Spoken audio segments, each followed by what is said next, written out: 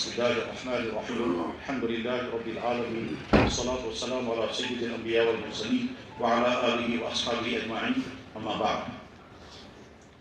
حضرات، جب کسی انسان کو بیان کرنے کا موقع آتا ہے یا بیان کرنے کا حکم آتا ہے تو فطری طور پر انسان سوچتا ہے کہ کس موضوع پر مجھے بیان کرنا ہے. اس سوچتے ہوئے وہ یہ بھی سوچتا ہے کہ مجمع کس طرح کے لوگوں کا ہوگا. بعض دفعہ بہت پڑھے لکھے حضرات ہوتے ہیں، بعض دفعہ بہت سیدھے سادے ہوتے ہیں، لیکن اس سے بڑی مشکل پیش آتی ہے جب مجمع میں مختلف قسم کے لوگ ہوں. جیسے مثلاً اس وقت ادارے کے بچے بھی ہیں جو دور میرا یا اسٹوڈنٹ طالب علم ہیں، تو اگر خالص طالب علم ہوتے تو انہیں کی مزاج کے مطابق بات ہوتی. مہمان حضرات بھی ہیں جو تشریف لائے ہوں گے، وہ بڑے ہیں، ان کے مزاج کے مطابق بات ہوتی. اب جب یہ مخلوق ہوتا ہے تو آپ آدمی سوچتا ہے کون سی بات کروں گا، میں اس کے مطابق کروں یا ان کے مطابق کروں، کیونکہ ایسا بھی ہوتا ہے کچھ باتیں ایک طبقے کے لیے مفید ہوتی ہیں اور دوسرے طبقے کا اس سے کوئی تعلق نہیں ہوتا. ہم اگر بزنس مینوں میں بات کریں اور ان سے گفتگو کرتے ہوئے کہیں گے کہ دفتروں میں کرپشن نہیں کرنا چاہیے، وہ تو کہیں گے جناب ہم تو دفتر میں نہیں، ہم تو دکان پر ہوتے ہیں.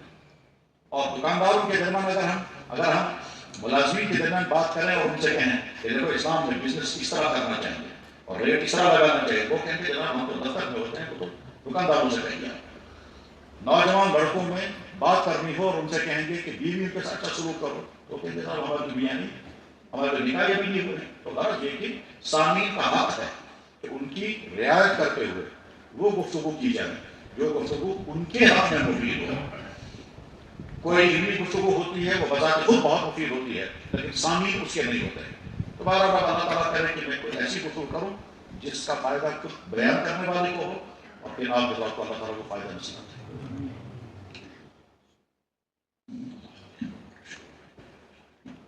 حضرات، یہ ہمارا جسم اللہ کی قدرتوں کا شاہکار بھی ہے، اللہ کی بہت بڑی نعمت بھی ہے، اللہ کا عظیم ترین احسان بھی ہے، اور سارے کام اسی جسم سے انجام بھی پاتے ہیں. اور اس جسم کا استعمال انسان کے اختیار میں ہے اور ساتھ میں یہ جسم بہت خطرناک ہے. انسان کا یہ جسم اللہ کی قدرت اور رحمت کی بہترین نشانی ہے اور انسان کا یہ جسم اللہ کا بہت بڑا احسان ہے، بہت بڑی نعمت ہے. اور انسان کا یہ جسم استعمال ہوگا انسان کی اپنی مرضی کے مطابق، اس کا انسان کو خود رکھے. اور ساتھ میں انسان کا یہ جسم بہت خطرناک بھی ہے. وہ خطرناک کا مفہوم شاید تھوڑا بعد میں چل واضح ہو جائے گا. اللہ کے ذات عالی وہ ذات عالی ہے کہ جس کو ہم اس دنیا میں دیکھ نہیں سکتے اور نہ وہ دنیا میں نظر آنے والی ہے. بے شمار لوگوں کو یہ دھوکہ، یہ فریب، یہ شیطانی اثرات ہیں. وہ کہتے ہیں ہمیں خدا دکھاؤ پھر ہم مانیں گے. یہ سوال ہی غلط ہے. کیوں؟ آپ اس چیز کے بارے میں ڈیمانڈ کریں جو چیز نظر آ سکتی ہو، پھر نظر آئے تو کہیے یار یہ تو نظر آنے والی چیز ہے، ہم تو دکھائی پائے. لیکن جو چیز دنیا میں نظر آنے والی ہے ہی نہیں، اس چیز کے مطابق ڈیمانڈ کرنا پہلے ہمیں دکھاؤ پھر ہم مانیں، یہ مان ہی غلط ہے. دنیا میں کوئی انسان آپ سے نہیں کہہ سکتا کہ پہلے آپ اپنی عقل دکھائیے پھر میں آپ کو مانوں گا کہ آپ عقل مند ہیں. کوئی انسان یہ ڈیمانڈ نہیں کر سکتا کہ پہلے آپ اپنی روح دکھائیے پھر ہم آپ کو مانیں زندہ. کوئی انسان یہ ڈیمانڈ نہیں کر سکتا کہ آپ اپنی مردانگی کو دکھائیے تو ہم آپ کو مانیں گے آپ مرد ہیں. نہیں دکھا سکتا. اور کوئی انسان یہ ڈیمانڈ نہیں کر سکتا کہ آپ کے باڈی کا سارا سسٹم فٹ ہے، جتنے وٹامن ہونے چاہیے وہ سارے ٹھیک ہیں، اور وٹامن کے علاوہ جو باقی چیزیں ہوا کرتی ہیں جو میڈیکل سائنس میں پڑھائی جاتی ہیں، وہ تو پروٹین ہے، آئرن ہے، وٹامن ہے، زنک ہے، فاسفورس ہے، میگنیشیم ہے، پوٹاشیم ہے، کیا کہاں. یہ تو ہمارے ڈاکٹر حضرات کا چیپٹر ہے، انہیں کا سرٹیفکیٹ ہے، وہ بتا سکتے ہیں. یہ ساری چیزیں خون کا ٹیسٹ کریں گے، تھوک کا ٹیسٹ کریں گے، پسینے کا ٹیسٹ کریں گے، پیشاب کا ٹیسٹ کریں گے، پتہ چل جائے گا. لیکن وہ چیزیں تو نظر نہیں آتی. باڈی کے اندر، کڈنی کے اندر سکون ہے. اگر ڈاکٹر صاحب نے مجھے کہا کہ آپ کی کڈنی میں سکون ہے، مجھے یہ لگ رہا ہے، تمہاری پین سے مجھے لگ رہا ہے، تو میں کہوں گا ڈاکٹر صاحب مجھے دکھائیے. ڈاکٹر صاحب کہیں گے نظر آنے والی چیز نہیں ہے. ہم نے پوچھا آپ کو نظر آ رہی ہے؟ کل میں مجھے بھی نظر نہیں آ رہی. تو پھر آپ کیسے سمجھ رہے ہیں؟ کل کہ ہمارے پاس ہمارا علم یہی ہے کہ ہم تمہاری دو تین بات سے سمجھ جائیں گے کہ اندر کیا ہے. چلو پھر بھی ٹیسٹ کر کے لاؤ. اب وہ دو تین ٹیسٹ کر کے لائے ہیں. اس کے بعد پھر انہوں نے کہا ہاں جی آپ کی کڈنی میں سکون ہے اور وہ سکون جو ہے وہ اتنے mm ہے. ہم ان سے پوچھیں کہ جناب آپ یہ جو سکون دکھ رہے ہیں یہ آپ کو نظر آئے؟ انہوں نے کہا نہیں، نظر نہیں آنے والا نہیں ہے، یہ تو الٹرا ساؤنڈ کا کام ہی ہے کہ وہ دکھا دے گا اندر کیا ہے۔ اب ڈاکٹر نے کہا، الٹرا ساؤنڈ کرنے والے نے کہا کہ آپ کی کڈنی کے اندر سکون ہے، ان دو حضرات نے نہیں دیکھا اور مجھے بھی دکھا نہیں سکتے، لیکن میں یقین کر لیتا ہوں کہ میں کڈنی کے سکون کا پیشنٹ ہوں، حالانکہ نظر نہیں آیا، کیونکہ نظر آنے والی چیز نہیں ہے۔ اس کائنات میں اللہ کی ذات علی نظر آنے والی نہیں ہے، یہ بات طے ہے۔ اسی لیے حضرات صحابہ کرام نے کبھی سوال نہیں کیا کہ یا رسول اللہ ہمیں پہلے اللہ دکھائیے پھر ہم مانیں گے۔ ہاں صحابہ کرام نے یہ ضرور کہا یا رسول اللہ کیا ہم اللہ کو دیکھیں گے؟ حل نارا ربنا، بخاری کے الفاظ ہیں، حل نارا ربنا، کیا ہم اپنے اللہ کو دیکھ سکیں گے؟ اللہ کے نبی علیہ السلام کو مبارک ارشاد تھا، آپ نے فرمایا حل تزامن فی رؤیت القمر لیلۃ البدر لیس دونہ سحاب، وفی روایت حل تزامن رؤیت الشمس جس النہار لیس دونہ سحاب۔ آپ نے فرمایا کہ دوپہر کے وقت آفتاب کے دیکھنے میں تمہیں کوئی مشکل ہو، یا دوسری حدیث پاک میں ہے 14 رات کا چاند چمک رہا ہو، آفتاب کے ساتھ میں کہیں کوئی بادل نہ ہو، تم کو چاند کے دیکھنے میں کوئی مشکل پیش آئے گی، کوئی بھیڑ کرنی پڑتی ہے، دھکے دینے پڑتے ہیں، اور اس کہہ گا کہ نہیں یا رسول اللہ کچھ نہیں، فرمایا کذالک ترون ربکم، اسی طرح تم اپنے اللہ کو دیکھو گے قیامت کے دن۔ جناب رسول اللہ صلی اللہ علیہ وسلم جب خواب یہ تہجد کی نماز کے لیے اٹھتے تھے، آپ اپنی مبارک دعا میں یہ لفظ ارشاد فرماتے تھے اللہم انک حق ولقاؤک حق، یا اللہ آپ بھی حق ہے اور آپ سے ملاقات ہونا یہ بھی طے ہے۔ لقاؤک حق، اللہ کو دیکھنا طے، ملاقات طے۔ قرآن میں اللہ تعالیٰ فرماتے ہیں فلاں فلاں کو اللہ تعالیٰ نہیں دیکھیں گے، اس وقت یہ کہ دیکھنا اور دکھانا ہوگا۔ اللہ جل شانہ کو ہم دیکھتے نہیں ہیں تو اس کو مانتے کیوں ہیں؟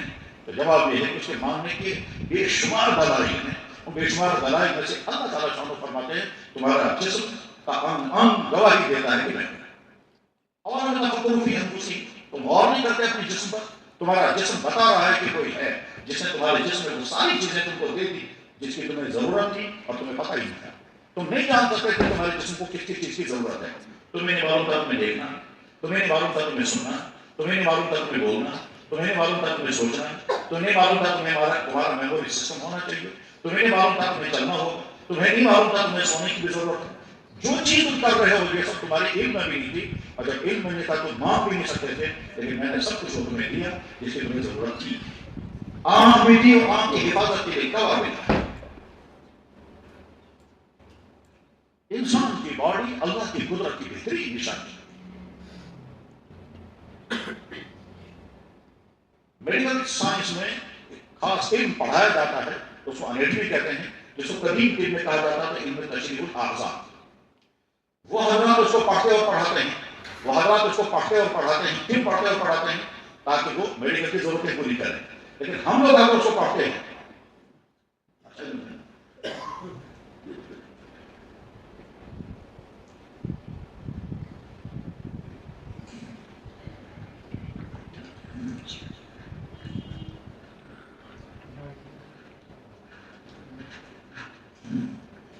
پیدا ہوا ہے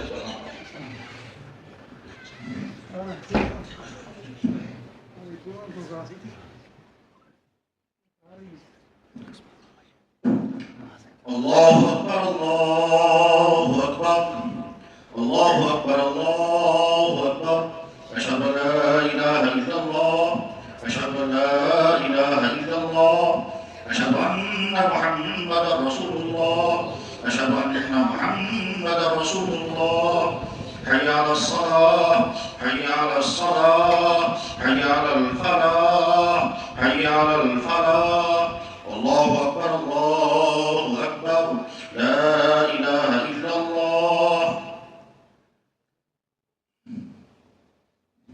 اللہ اکبر اللہ اکبر اللہ اکبر اللہ اکبر اشہد ان لا الہ الا اللہ اشہد ان لا الہ الا اللہ اشہد ان محمد رسول اللہ اشہد ان محمد رسول اللہ حی علی الصلاة حی علی الصلاة حی علی الفلاح حی علی الفلاح قد قامت الصلاة قد قامت الصلاة اللہ اکبر لا الہ الا اللہ۔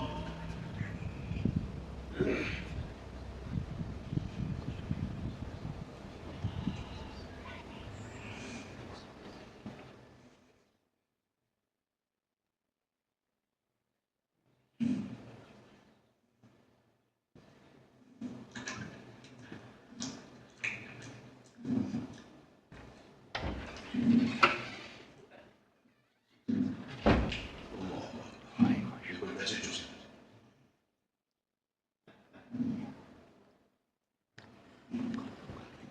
کچھ دیر پہلے بچہ دنیا میں آیا، اس کے منہ میں کھجور ڈالی گئی اور یہ چوسنے لگے۔ اگر اللہ بچے کو چوسنا نہیں سکھائے گا تو دنیا کی کوئی طاقت نہیں سکھا سکتی۔ ہم تقریر نہیں کر سکتے، واز نہیں کر سکتے، لیکچر نہیں دے سکتے، ٹھیک ہے، پھوک نہیں مار سکتے، پیر صاحب کا تعویذ وغیرہ چلتی، ٹھیک، مولانا صاحب کا واز وغیرہ چلتی، ڈاکٹر صاحب ٹریٹمنٹ کریں گے مگر یہاں وہ بھی نہیں ہے، نہ اس کو ٹریننگ سینٹر سے نکالا گیا، نہ دنیا میں بتا سکتے ہیں کہ یہ کیسے چوسا ہے، کیسے چوسا۔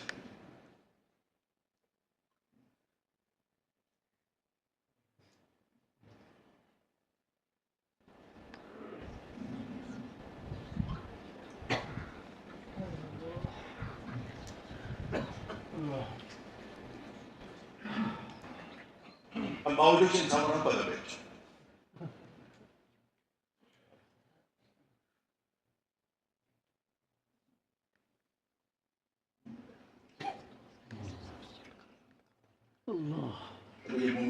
یہ مزہ بھی ہے۔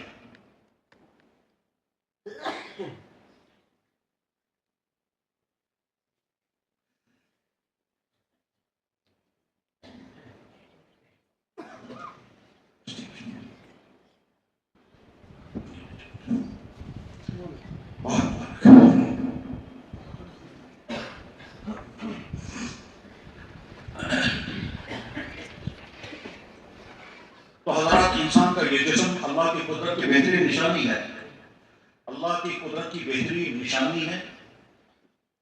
اس جسم کے ایک ایک فنکشن سے ہم یقین کر سکتے ہیں کہ اللہ کی ذات ہے۔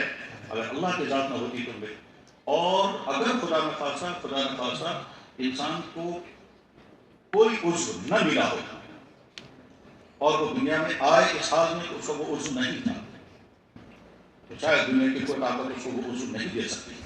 ناخن نہیں ہوں گے تو ناخن نہیں آ سکتے، آنکھ نہیں ہوگی تو آنکھ نہیں بنائی جا سکتی، دنیا میں آنے کے بعد دانت نہیں ہوتے ہیں لیکن کچھ عرصے کے بعد دانت پیدا ہو جاتے ہیں۔ اگر اللہ تعالیٰ شان دانت پیدا نہیں کریں گے تو دانت، دنیا کے سارے دانت والے ڈاکٹر دانت نہیں لگا سکیں گے، اور اگر لگائیں گے تو بہرحال وہ آرٹیفیشل ہو کے وہ کام نہیں کریں گے۔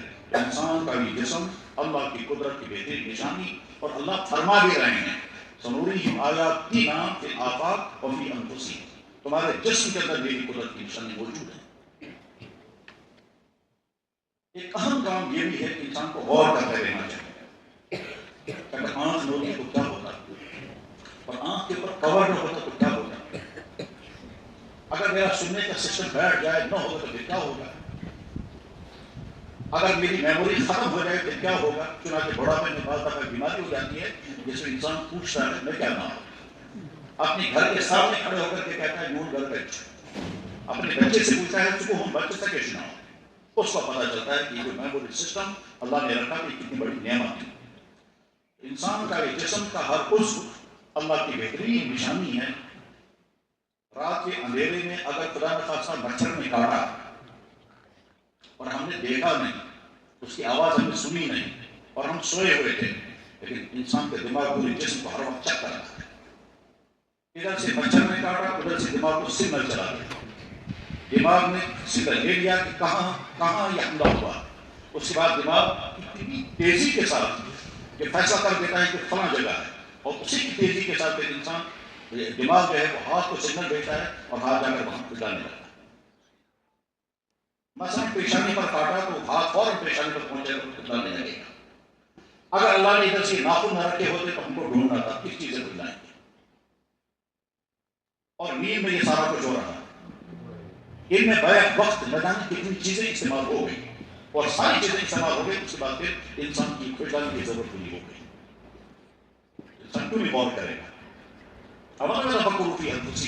تم کیوں نہیں غور کرتے ہو اپنے جسم کی ایک چیز پر، اور وہ تمہارے جسم کی ایک چیز تم کو میرا تعارف کرائے گی کہ میں نے تمہارے ساتھ کتنا رحم کا معاملہ کیا ہے، تمہیں کیا کیا چاہیے تھا وہ سارا میں نے تمہیں دیا، اور تمہارے مطالبے کے بغیر کیا وہ آقا کو بالکل ہی مقصد ہوں، جس کا تمہاری باڈی مجھ سے سوال کر سکتی تھی، تمہارے مانگنے سے پہلے میں نے تمہیں اس کو دے دیا۔ جو حضرات بہت زیادہ پڑھے لکھے ہیں، خاص طور پر سائنسی علوم کا زمانہ ہے، وہ زیادہ اچھی طرح سے سمجھ سکتے ہیں کہ ہماری باڈی کو ان ظاہری اعضاء کے علاوہ اور کتنی چیزوں کی ضرورت پڑتی ہے، جس کو ہم جو آپ سکولوں اور کالجوں میں پڑھتے اور پڑھاتے ہیں، وٹامن کی ضرورت ہے، فائبر کی ضرورت ہے، اس کی ضرورت ہے، پروٹین کی ضرورت ہے، کیلشیم چاہیے، پوٹیشیم چاہیے، میگنیشیم چاہیے، فاسفورس چاہیے، زنک اور کیا کیا چاہیے، وہ سارا اللہ نے غذاؤں کے اندر رکھا ہے. جو غذائیں دیتے ہیں اس سے ہمارے جسم کی ساری ضرورتیں پوری ہوتی ہیں. کہتے ہیں صاحب سیب کھائیے تو فلانا وٹامن ملے گا، وٹامن سی، کیلا کھائیے تو وٹامن ڈی ملے گا، دھوپ میں بیٹھو تو فلاں وٹامن ملے گا، فلانی غذا کھاؤ، غذائیں کھاؤ تو آپ کو کیلشیم ملے گا. ان چیزوں کے اندر اللہ نے وہ سب رکھا. ہماری باڈی کو جن چیزوں کی ضرورت ہے اللہ تعالیٰ شاہ وہ ساری ضرورتیں اس طرح سے پوری کر رہے ہیں. ورنہ ہم الگ سے آج میں کیلشیم کھاؤں گا، کل کو آئرن پیوں گا، پرسوں کے نہیں. انسان کا جسم اللہ کی قدرت اور اللہ کی رحمت اور اللہ کی تخلیق کا بہترین شاہکار، بہترین ثبوت ہے. ادھر سے یہ جسم کا ایک ایک حصہ جو ہے وہ نعمت ہے، اور اتنی بڑی نعمت. اگر یہ نعمت چھن جائے تو اس کے بعد انسان سوچتا ہے میں کس مصیبت میں پھنس گیا. احادیث میں آتا ہے کہ جب جناب رسول اللہ صلی اللہ علیہ وسلم اپنے مبارک پیشاب کی ضرورت پورا کر کے واپس تشریف لاتے تھے اور پڑھتے تھے غفرانک. ان نبی صلی اللہ علیہ وسلم اذا خرج من الخلاء قال غفرانک. وفي رواية قال الحمد لله الذي أذهب عني ما يؤذيني وأمسك لي ما ينفعني. یا اللہ میں آپ کے بارگاہ میں شکر گزار ہوں. آپ نے دعا میں پڑھتے ہوئے کہا یا اللہ میں آپ سے معافی چاہتا ہوں. پیشاب کی ضرورت پوری کی، باہر تشریف لائے تو آپ نے کہا غفرانک، یا اللہ کی معافی دے. فوراً سوال پیدا ہوتا ہے اللہ کے نبی علیہ السلام نے معافی کس چیز کی مانگی؟ پیشاب کی ضرورت نیچرل فطری ضرورت ہے، یہ فطری ضرورت پورا کرنا کوئی گناہ نہیں. اور اگر اس میں کوئی گناہ ہوتا ہوگا تو عام انسانوں سے ہم سے گناہ ہوگا. اللہ کے نبی گناہوں سے معصوم تھے. پھر آپ نے گناہ کس چیز کی معافی مانگی؟ غفرانہ کا آپ نے کیوں کہا؟ اس کی بڑی ڈیٹیل بیان کی جاتی ہے حدیث کی تشریح کرتے ہوئے. ڈیٹیل کو چھوڑ کر کے میں بس ایک نقطہ عرض کرتا ہوں، وہ یہ کہ دراصل اللہ کے نبی علیہ السلام یہ تصور دے رہے ہیں یا یہ اعتراف کر رہے ہیں کہ اللہ پیشاب کرتے ہوئے میں نے آپ کی جتنی نعمتیں استعمال کر لی، ان تمام نعمتوں کا میں شکر ادا نہیں کر سکوں گا، اس کی میں معافی چاہتا ہوں. پیشاب کی ضرورت پورا کرتے ہوئے میں نے آپ کی جتنی نعمتیں استعمال کر لی، ان تمام نعمتوں کا میں شکر ادا نہیں کر سکوں گا، اس کی بھی معافی چاہتا ہوں. اب کیا نعمتیں استعمال کی؟ تو جواب پیشاب کا تقاضا ہے اس کو روک کر رکھا اتنی دیر تک جتنی دیر تک ضرورت ہے. ہم کبھی کبھی 2-3 گھنٹے تک پیشاب روک کر رکھتے ہیں. اور خود اللہ کے نبی علیہ السلام نے ایک مرتبہ فجر کی نماز کے لیے وضو کیا اور عشاء کی نماز اسی وضو سے پڑھی. پھر میری حدیث موجود ہے جوان جو ہے وہ صبح کو پیشاب کرتا ہے، دوپہر تک روک کر رکھتا ہے. حالانکہ پیشاب روکنا جو ہے وہ سخت مضر ہے مسانے کے لیے اور دوسری انفیکشن کی وجہ سے نہیں روکنا چاہیے پیشاب. لیکن اللہ نے پیشاب کو روک کر رکھنے کا سسٹم دیا اور وہ سسٹم ہم استعمال کر رہے ہیں روزانہ. اور سمجھ میں تب آئے گا کہ جب خدا نہ خاصا ہزار خدا نہ خاصا وہ سسٹم فیل ہو جائے اور انسان کو بڑھاپے میں ڈائپر لگانا پڑتا ہے. تب سمجھ میں آتا ہے خدا بکا مصیبت اب میں کیا کروں گا. اور ہم بھی تھوڑی دیر پہلے ایک صاحب کہہ رہے تھے کہ جناب 1 گھنٹے کے اندر میرا ڈائپر بھر جاتا ہے، میں مسجد جا سکتا ہوں یا نہیں. ٹھیک، تو پیشاب کو روک کر رکھنا یہ ایک اللہ کی نعمت ہے نمبر 1. پھر روکنے کے لیے الگ سے کوئی سسٹم نہیں کرنا ہے کہ گانڈ لگا کر رکھنا ہے، ڈھکن باندھ کر کے رکھنا ہے، باندھ کر کے رکھنا ہے، کچھ فوٹ لگا کر کچھ نہیں کرنا ہے. صرف ارادے پر ہمارا سسٹم کام کر رہا ہے. اس کے بعد جب پیشاب کرنے کے لیے بیٹھے تو نہ کوئی پھانسی کھولنی ہے، نہ کوئی گانٹ کھولنی ہے، نہ ڈھکن نکالنا ہے، نہ پریس کرنا ہے، کچھ نہیں. جو ہی ہم بیٹھے اور بیٹھنے کے بعد ارادہ کیا اور ارادے کے کوئی بات پیشاب شروع ہو جاتا ہے اور پیشاب باہر آنا شروع ہو جاتا ہے. ہمیں کچھ نہیں کرنا پڑتا یہاں تک کہ پیشاب سارا باہر آتا ہے. پیشاب کنٹرول میں رہا، وہ بھی اللہ کی مہربانی. پیشاب بیٹھ کر کے کرنے لگ گئے تو پیشاب نکلنا شروع ہو گیا، بند نہیں ہوا. اور جب پیشاب بند ہو جائے گا تب سمجھ میں آتا ہے کیسی مصیبت میں پھنس جاتا ہے اور کیا کرنا پڑتا ہے، کیسے پڑھتا ہے اور کیسے بلکتا ہے اور کیسے پائپیں لگانی پڑتی ہے. اور بڑا پیشاب بند ہو جائے تو جب قبض ہوتا ہے تو کیا کیا مصیبت ہے، کیا آگے کرنا پڑتا ہے. تو پیشاب کنٹرول میں رہے یہ بھی اللہ کی مہربانی. ضرورت کے وقت پیشاب نکل جائے یہ بھی اللہ کی مہربانی. اور اس مہربانی میں سے بڑی عجیب مہربانی جس کی طرف جہاں تو کبھی جا ہی نہیں سکے گا لیکن عجیب ہے وہ بھی اللہ کا احسان. کیا انسان کے جسم سے نکلنے والا مواد، انسان کے جسم سے نکلنے والی وہ چیز جو غذا کے نتیجے میں بنی ہے اس کے اندر بدبو ہوتی ہے اور انسان سخت نفرت کرتا ہے اس بدبو سے. لیکن خود انسان اپنے پاک خانے سے وضو نہیں کرتا. دوسرے کا صاف کرنا پڑے تو کتنی الجھن ہوگی, کتنی پریشانی ہوگی.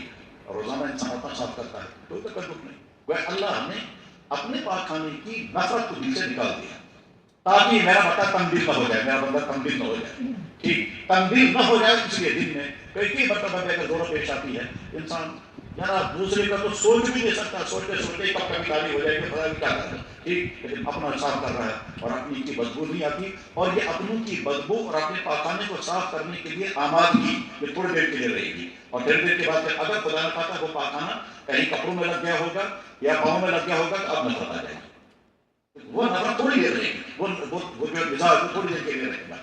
اب پیشاب آ گیا, پیشاب باہر نکل گیا, پیشاب کے راستے سے کچھ اور بھی نکل سکتا ہے, نکلتا رہتا ہے, اس کو اللہ نے روک کر کے رکھا اور باقی سارا باہر نکال دیا.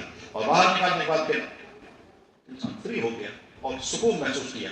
تو ان ساری نعمتوں کو سوچنا ہے اور شکر پڑھنا ہے. تو اللہ کے نبی نے کہا اللہ میں شکر ادا کر سکتا ہوں, میں تو معافی چاہتا ہوں. غرض ہے کہ انسان کا یہ جسم اللہ کی نعمتوں کا شاہکار ہے, اس لیے ایک ایک نعمت پر شکر پڑھنا چاہیے. یا اللہ میری آنکھیں سلامت ہیں, شکر. میرے کام سلامت ہیں, شکر. میرے بولنے کا سسٹم سلامت ہے, شکر. میری نیند سلامت ہے, شکر. میری ٹانگیں چل رہی ہیں, شکر. مجھے فالج نہیں ہوا, شکر. ورنہ انسان کبھی ہوتا ہے جس ہاتھ سے نہ جانے کیا کر پاتا ہے, اسی پر فالج ہو گیا تو اس کو اٹھانا پڑتا ہے. جہاں ڈال دیا وہیں گر جاتا ہے, یہ اٹھ بھی نہیں پاتا. ایک صاحب کی آنکھ کے اوپر جو کور ہے وہ نیچے گر گیا, آنکھ کا اوپر کا کور جو نیچے گر گیا. وہ مجھے بتا رہے تھے کہ جناب بنگلور میں جا کر کے میں نے تقریباً 40-50 ہزار روپے کے انجیکشن استعمال کر لیے, مگر یہ کور کنٹرول میں نہیں آیا. اور اب جب وہ کچھ دیکھنا چاہتا ہے تو پہلے کور کو پکڑ کر کے رکھتا ہے, پھر دیکھتا ہے, جو ہی چھوڑتا ہے تو کور نیچے گر جاتا ہے, شٹر نیچے گر جاتا ہے. ایک صاحب کا ایکسیڈنٹ ہو گیا, گھر والوں نے کہا مبارک, اس بچے کور سے چھوڑ دو, مجھے کیا فرق ہے, آنکھ بچ گئی ہے, کور کٹ گیا, اس سے کیا فرق پڑے گا. لیکن گئے ڈاکٹر کے پاس, ڈاکٹر نے کہا انہوں نے کیا تم کو پتا چلے گا چلنے کی بات, آنکھ کے اوپر جو کور ہے اس کے نہ ہونے کا نتیجے کیا نکلے گا. اب ظاہر تھوڑی دیر کے بعد جب آنکھ کے اوپر وہ گرد و غبار آ گیا, آنکھ کے اوپر گرد و غبار آ گیا, گرد و غبار کو صاف کرنا ہے. یہ جو آنکھ کے اوپر شٹر لگا ہوا ہے یہ تو وائپر کا کام بھی کرتا ہے اور صفائی ہوتی رہتی ہے, لیکن اب وہ شٹر ختم ہو چکا ہے, یہ کور جو ہے وہ کٹ گیا, آنکھ کے اوپر ہے ہی نہیں کچھ. گرد و غبار جب آیا تو اس نے ڈاکٹر نے کہا پانی سے صاف کرو, اور تھوڑی دیر بار بار جب پانی استعمال ہونے لگا تو انفیکشن ہو گیا. اور اس کے بعد ڈاکٹر نے کہا پانی بھی استعمال نہیں کر سکتے. اور روئی سے وہ ہوتا ہے, روئی کے ریشے جو ہیں وہ آنکھ کے ساتھ لگنے لگ گئے, اوپر سے آنکھ جو ہے وہ تر رہنی چاہیے, لیکن جب کور اوپر سے نکل گیا تو آنکھ خشک ہونے لگی. دیکھیے مصیبت در مصیبت, اور کچھ دیر بعد ساری آنکھ کو جو ہے انفیکشن ہو گیا. اب سمجھ میں آیا یہ کور جس کو ہم کہتے ہیں کچھ بھی نہیں ہے, یہ کتنا قیمتی. ایک ایک چیز اللہ کی قدرت اور اللہ کی نشانی اور اللہ کی مہربانی. تو اپنے جسم کو استعمال کرتے ہوئے اللہ کا شکر ادا کیا جانا چاہیے. یہاں تک تو تھا مضمون آسان. اب اس کے بعد میرے بھائی, اسی جسم کا استعمال ہم کو اللہ کا مقرب بندہ بھی بنا سکتا ہے, اور اسی جسم کا استعمال جو ہے وہ اللہ کا نافرمان بندہ بھی بنا دیتا ہے. یہ آنکھ صحیح استعمال ہو جائے تو اللہ کے مقرب بندے ہیں, اور آنکھ غلط استعمال ہو جائے تو اسی میں سزا ملے گی.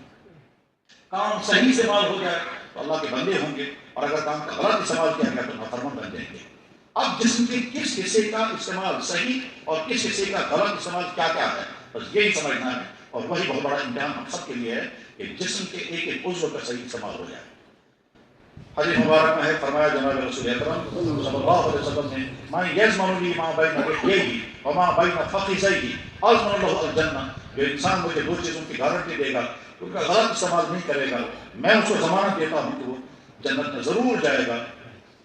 ماں یزمن, جو انسان ضمانت دے گا, جو انسان گارنٹی دی, ماں بائنا لحییہ, اپنے داڑھوں کے بیچ میں جو چیز ہے یہ زبان, وما بائنا فخذیہ, اور دونوں رانوں کے بیچ میں جو حصہ ہے وہ آدمی کو خود سمجھ آئے گا وہ کیا ہے. آپ نے فرمایا ازمن, میں اسے ضمانت دیتا ہوں الجنہ, جنت میں جانے کی. زبان کا استعمال وہ ہمارے اختیار میں ہے. اسی طرح سے جسم کے دوسرے تمام اختیار ہمارے اختیار میں ہے. آنکھ کبھی انکار نہیں کرے گی کہ جو آپ مجھے دکھانا چاہتے ہیں میں نہیں دیکھا. کان کبھی استعمال نہیں کرے گا کہ جناب جو آپ مجھے سنانا چاہتے ہیں میرا انکار ہے میں نہیں سنتا. زبان کبھی انکار نہیں کرے گا جو آپ بولنا چاہتے ہیں، گالی دینا چاہتے ہیں، غیبت کرنا چاہتے ہیں، بدکلامی کرنا چاہتے ہیں، عزت ریزی کرنا چاہتے ہیں، کیا کیا کرنا چاہتے ہیں، نہیں. زبان اور یہ سارا جسم انسان کے اختیار میں دے دیا، کرو اس کو استعمال. آنکھ کبھی تھکتی نہیں، تھکاوٹ تھک جائے گی تو بھول جائے، لیکن انکار کبھی نہیں کرے گی. یہ پاؤں کبھی انکار نہیں کرے گا میں نہیں چلوں گا کیونکہ آپ مجھے غلط جگہ کی طرف لے جا رہے ہیں. یہ ہاتھ کبھی انکار نہیں کرے گا کہ آپ مجھ سے غلط سائن کرا رہے ہیں. یہ ہاتھ کبھی انکار نہیں کرے گا کہ آپ میرے مجھے استعمال کر رہے ہیں رشوت لینے کے لیے. یہ ہاتھ آپ استعمال نہیں کرے گا کہ آپ مجھے استعمال کر رہے ہیں دوسروں پر ظلم کرنے کے لیے. بدن استعمال ہوگا، مگر یہ انسانی جسم کا استعمال انسان کو اللہ کا مقرر بندہ بھی بنا سکتا ہے اور اللہ کا نافرمان بندہ بھی بنا سکتا ہے. اور اس استعمال ہی کے نتیجے میں انسان کے مخاطب فیصلے کرتے ہیں. ایک تو ہے باہر کی چیز استعمال کرنا. فرمایا جناب رسول اکرم صلی اللہ علیہ وسلم نے کباب میں سب سے پہلے پیٹ پھٹے گا. لہٰذا تم سوچتے رہو اس پیٹ میں کیا ڈالنا ہے. یہی پیٹ سب سے پہلے پھٹے گا اور سب سے زیادہ بدبو اسی پیٹ کے اندر سے آتی ہے. تو سوچتے رہنا کہ اس میں کیا ڈالنا ہے، یعنی حلال، جائز، پاکیزہ یا حرام یا بغیر چیز. اللہ کے نبی رسول دعا کرتے تھے یا اللہ میرے دل کو نفاق سے پاک رکھنا. اللہ کے نبی معصوم. یا اللہ میری زبان جھوٹ سے پاک رکھنا. اللہ کی اس کائنات میں اللہ کے نبی سے زیادہ سچا کوئی نہیں ہو سکتا. آپ دعا فرماتے تھے یا اللہ میری آنکھ خیانت نہ کرے. وعینی من الخیانت، اللہ تعالی قلبی من النفاق ولسانی من الکذب وعملی من الریا وعینی من الخیانت. یا اللہ میری آنکھ خیانت نہ کرے. خیانت کا مطلب جو چیز آپ نے منع کر دی ہے نہیں دیکھنی ہے اور وہ دو ہی چیزیں ہیں، صرف دو. نمبر ایک نامحرم اور نمبر دو سطر عورت، چاہے مرد کا ہو چاہے عورت کا، چاہے زندہ کا چاہے انسان کا. مزید دو چیزیں ہیں، مزید کچھ چیزیں اور ہو سکتی ہیں لیکن وہاں وہی عورت ہوگی. وہ ہے مثلا رقص، لیکن عورت ہے. غرض ان کی دو چیزیں اور ادھر سے انسان کے دل پر تان آگ لگی ہوتی ہے اسے دیکھنے کی. بلکہ آج کے مردوں کا مشکل ترین امتحان ہے اپنی آنکھوں کی حفاظت. آسان نہیں، اور یہ امتحان سب کے لیے ہے. امتحان سب کے لیے ہے. ڈاکٹر کے لیے امتحان ہے کیونکہ ان کے سامنے پیشنٹ آئے گا. مفتی کے لیے امتحان ہے تو ان کے سامنے سوال لے کر کے آئیں. وہ عورتیں بھی ہوں گے، وہ مرد بھی ہو سکتے ہیں. طلاقوں کے مسئلے، نکاحوں کے مسئلے، پراپرٹیوں کے مسئلے، جھگڑوں کے مسئلے عورتیں آئیں گی. پیروں کے لیے امتحان ان کے پاس عورتیں آئیں گی، تعویذ آئیں گی. دکانداروں کے لیے امتحان ان کے پاس سول اسٹاف آئے گا، کسٹمر آئیں گے. کسٹمروں کے لیے امتحان ہے کہ بے شمار دکانوں پر عورتیں بیٹھی ہوئی ہیں، سیلز گرل. اور سب کے لیے امتحان ہے کیونکہ بے پردگی کا دور ہے. اور مشکل امتحان ہے کہ جب اللہ کے نبی علیہ السلام نے ارشاد فرمایا ایک وقت آئے گا کہ کپڑے پہننے کے باوجود عورتیں ننگی ہوں گی. نساء قاسیات عاریات. پھر فرمایا مائلات، وہ یہیں سے مائل ہوں گی، پیچھا کریں گی. ممیلات، اوروں کو اپنے طرف مائل کریں گی. یعنی یہیں سے فون آئے گا، یہیں سے کالیں آئیں گی، یہیں سے پیچھا ہونے لگے گا. یہ مردوں کے لیے امتحان اور آسان امتحان نہیں. مشہور حدیث ہے اللہ کے نبی علیہ السلام نے فرمایا 7 آدمی قیامت کے دن اللہ کے سائے کے نیچے ہوں گے. 7 آدمی یظلهم اللہ تعالیٰ کی ظلہ یوم لا ظل لہ الا ظلہ. 7 آدمی قیامت کے دن اللہ کے سائے کے نیچے ہوں گے جب تک کوئی سایہ نہیں ہوگا. اور ایک حدیث میں ہے 7 آدمی قیامت کے دن عرش کے سائے کے نیچے ہوں گے. ان 7 آدمیوں میں سے ایک وہ شخص جس کے متعلق الفاظ مبارک یہ ہیں، کیا؟ رجل، وہ انسان، دعتہ، جس کو دعوت دی، پیشکش کی، امرأتن، کسی عورت نے، ذات جمالی، جو خوبصورت تھی، وحسبن، اچھے خاندان کی تھی. دعوت کس چیز کی تھی؟ گناہ کی. اور اس شخص نے جواب میں کہا انی اخاف اللہ، میں اللہ سے ڈرتا ہوں، مجھے گناہ نہیں کر سکتا.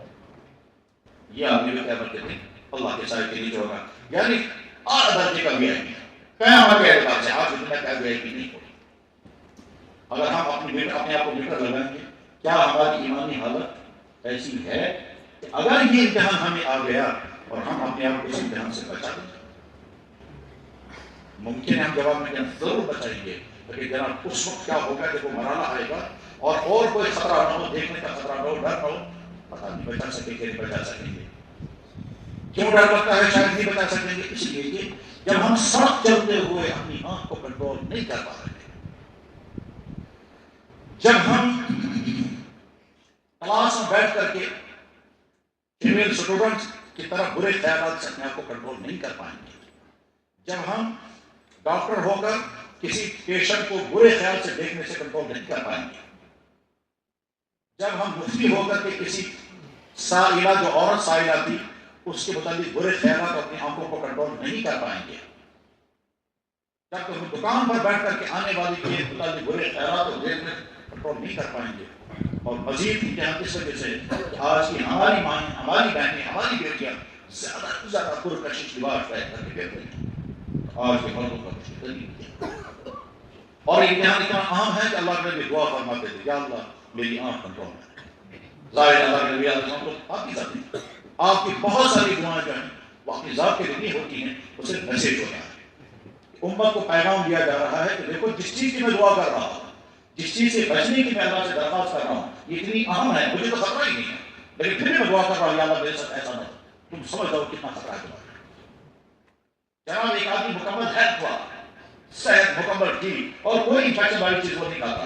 اگر میں ڈرتا ہوں جناب بہت انفیکشن ہے، آپ کو تو ہے ہی نہیں انفیکشن، تو یہ ہمیں میسج مل رہا ہے کہ جناب اگر میں باڈی کے بعد بہت کمزور ہوں، میرا معدہ بھی کمزور ہے، میں بہت سنجیدی ہوں، مجھے فوراً زکام ہو جاتا ہے، مجھے الرجی ہو، مجھے بہت زیادہ ہوتا ہے، احتیاط کرنی پڑے گی. ٹھیک ہے. جب صحت مند جناب رسول اللہ صلی اللہ علیہ وسلم کی بے شمار دعائیں ایسی ہیں جس میں آپ نے دعا مانگی اور وہ حضور کی ذات کا مسئلہ بھی ہوتا ہے. مثلا آپ نے دعا مانگی، یا اللہ مجھے ایسی اولاد سے بچانا جو اولاد مجھے وبال بن جائے. اللہ کے نبی کہنا ایسی کون سی اولاد ہے؟ وہ تو کوئی اولاد ایسی نہیں ہے. وہاں تو 4 صاحبزادیاں ہیں، 3 صاحبزادیاں دنیا سے رخصت ہو چکی ہیں. ایک صاحبزادی فاطمہ الزہرا رضی اللہ تعالیٰ عنہ جو جنت کے تمام عورتوں کے سردار، اور اللہ کے نبی نے فرمایا فاطمہ میرے جگر کا ٹکڑا ہے. جس فاطمہ کی بے پردگی کسی نے دیکھی ہی نہیں، اس فاطمہ کو تو ڈر ہو ہی نہیں سکتا ہے یہ جیسے میں کا موال بنے.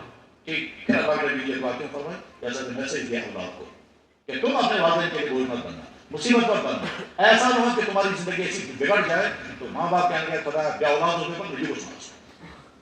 چنانچہ بعض دفعہ ایسا ہی ہوتا ہے کہ والدین کہتے ہیں خدا بے اولاد ہے ٹھیک مگر کچھ مجھے کچھ نہ. ہمارے سامنے بھی تجربات آتے رہتے ہیں. جو صورتحال ہے وہ تو بہت زیادہ وسیع ہے. چھوٹے چھوٹے سے تجربات ہمارے سامنے بھی آتے رہتے ہیں کہ جب لوگ آ کر کہتے ہیں میرے پاس ایک دفعہ ماں باپ دونوں آئے بچے کو لے کر اور 2 بیٹیاں بھی ساتھ ہیں. ماں باپ بھی رونے لگے، بیٹیاں بھی رونے لگی، بچہ بیٹا ہوا تھا. اور اس کے بعد ماں نے کہا کہتا بھائی دیکھو اس کی اجازت، ہمیں اجازت دے دو، ہم پہلے اس کو زہر دیں گے پھر خود زہر کھا کے مر جائیں. اور اس بچے پر کوئی اثر نہیں ہے کہ میری بیگار کی وجہ سے میرے ماں باپ کیا کہہ رہے ہیں. تو اس کی ماں نے کہا کہ ایسے کبھی تو محمد اقبال وہاں تک پہنچ جاتے ہیں. وہ ماں باپ جو ہر لفظ کے بعد کہتے ہیں نون جگر نون شون کیا کہا وہ کہا کیا کہا ٹھیک وہی ماں باپ کہتے ہیں. تو غرض یہ کہ اللہ کے لیے ہم نے یہ دعا کی کس کے لیے؟ تاکہ ہمیں نصیحت مل جائے کہ ہم بگاڑ سے اپنے آپ کو بچائیں گے. انسان اپنے جسم کا غلط استعمال نہ کرے. اور یہ غلط استعمال کہاں کہاں کرتا ہے کہ جناب سب سے زیادہ اس غلط استعمال ہوتا ہے جوانی میں. اس کا غلط استعمال انسان کرتا ہے مطلب میں کرسی پر بیٹھ کر. اس جسم کا غلط استعمال کرتا ہے انسان اپنی دکان پر بیٹھ کر. اس جسم کا غلط استعمال کہاں کہاں ہوتا ہے؟ اس میں آنکھیں بھی استعمال ہوتی ہیں، ہاتھ بھی استعمال ہوتے ہیں. ٹھیک ہے. جب اس ہاتھ سے انسان فراڈ کر رہا ہے تو ہم نے اس ہاتھ کا غلط استعمال کیا. جب یہ پاؤں لے کر ہم چلے کسی غلط جگہ کی طرف ہم نے جسم کا غلط استعمال کیا. جب ہم نے رات بھر موبائل سنا اور اس موبائل کا غلط استعمال کیا، آنکھیں دیکھتی رہی وہ سب جو نہیں دیکھنا چاہیے تھا، کان سنتے رہے وہ سب جو نہیں سننا چاہیے تھا، دماغ خوشی محسوس کرتا رہا ان تمام چیزوں سے جن تمام چیزوں کو سن کر کے دیکھ کر کے ہمیں خوش نہیں ہونا چاہیے تھا. گندے سین، نامناسب چیزیں، نامناسب پکچر، چاہے وہ انسانوں کی چاہے جانوروں کی، اس کا ہم نے جس غلط استعمال کرتے ہیں. صبح انسان اٹھتا ہے اس حال میں اس کی آنکھ میں بھی اللہ کو ناراض کیا ہوتا ہے، اس کے کان سے بھی اللہ کو ناراض کیا گیا ہوتا ہے، دماغ سے بھی اللہ کو ناراض کیا گیا ہوتا ہے، کروڑے بدل بڑھ کر کے انگلیوں کو بھی چلا گیا اور اللہ کو ناراض کیا گیا ہوتا ہے. صبح حساب میں ہوتا ہے اللہ ناراض ہوتے ہیں مگر چونکہ اللہ رحم الرحیم ہے اس کو بہت سزا بھی نہیں دیتے. ورنہ اس آدمی کو اگر صبح اس کی آنکھیں چھین لی جائیں، اس کے کانوں کے سننے کی طاقت ختم کر دی جائے، اس کی زبان کو سٹنگر کر دیا جائے، کوئی وجہ نہیں کیونکہ اس نے استعمال کیا اس بات ساری بات. اور کبھی کبھی ایسا بھی ہوتا ہے کہ صبح جب انسان اٹھتا ہے تو چہرے پر نوز آتی ہے، کالا پان آ چکا ہوتا ہے، لعنت برس رہی ہوتی ہے، لیکن آدمی کو خود پتہ نہیں چلتا۔ جناب صبح کو تہجد کے لیے اٹھے، تہجد کی نماز پڑھی، دعا کی، تلاوت کی، فجر کی نماز پڑھی، فجر کی نماز پڑھنے کے بعد دیکھیں گے چہرے کا اور نظر کچھ اور ہوتا ہے۔